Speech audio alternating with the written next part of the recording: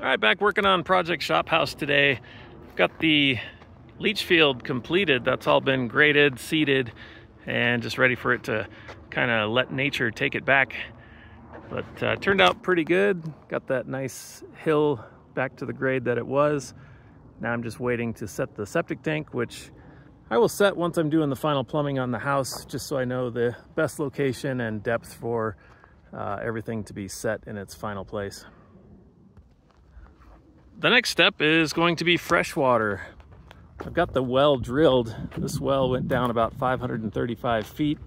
And so right now it's just the sleeve, so we need to get a pump installed. And it'll initially be set as just a temporary use. So with this well being so deep, it takes a pretty good sized pump to get enough volume and pressure and lift at over 500 feet. So that's going to be about a 3-horse pump running on 220, and that's a pretty good start load, especially if I want to run off inverters in a backup scenario or trying to maximize my solar and battery use. So instead of starting and stopping that pump every time I want water, I'm going to set a cistern in place. So I'm digging in 2 1,700-gallon tanks, so that deep pump, its job will just be to fill the cistern. They run a little better if you just turn them on and let them run versus start-stop. You tend to shorten the life of the pump with all the start-stops. So it'll just run, fill up the tanks. I'll have kind of a float set, so maybe it runs, 1,000 gallons at a time before it fills or more. And that way the cistern pumps or pump can run the house and irrigation, and that doesn't have to be as heavy-duty a pump because it doesn't have to do that 500 feet of lift. It can be probably a 3-phase constant pressure pump, which will have a nice, easier stop and start. So if we were in a backup power scenario, we have plenty of water supply in the tanks, and then you can cycle the cistern pump just by using the inverters and batteries and kind of lengthen your battery life.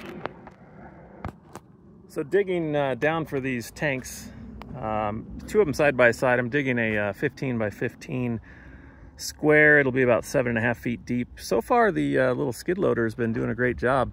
Once I broke through the clay on the surface, which had enough moisture in it, it wasn't rock hard. Then I got into some sandstone and sand, so that's breaking up real easy at the bottom. So it's a little larger than I need to have the ramp in and out, but I'll get it pretty close and then I'll true everything up and finalize it with the laser and the excavator. Main reason I'm putting the pump in now instead of waiting till the house is here is I want to have water supply as we do the remainder of the excavation. I'm sitting on some pretty expansive soil, so we're going to have to over excavate the build site down 5 or 10 feet, recompact with water to get the soil to expand as much as possible, and then compact it in to retain that moisture.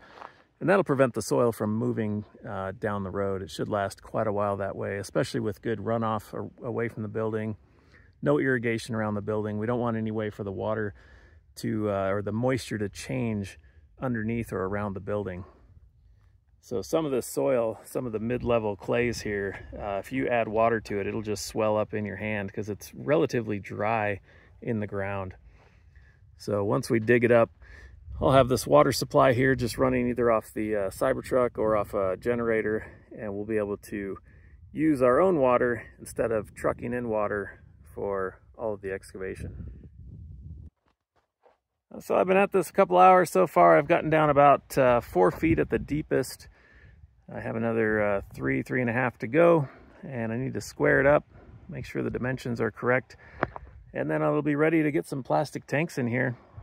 Those will go in side by side with a little bit of room. The plastic tanks need to be compacted in as they are set. So the plastic is really just a liner between the dirt and the water.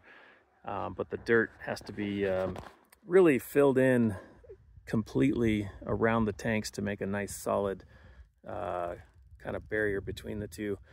So we'll compact it in 6 inches at a time or so, just kind of hand tamping around them.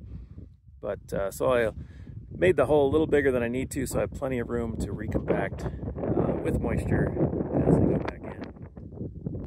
Well, it's time to get back to work. I'm going to go get my grade laser get some guidelines set up. My stakes there are just about a foot wider than I need the pit to be, so now I'll get the laser set up so I know that I'm at the right depth, and we'll be done in no time.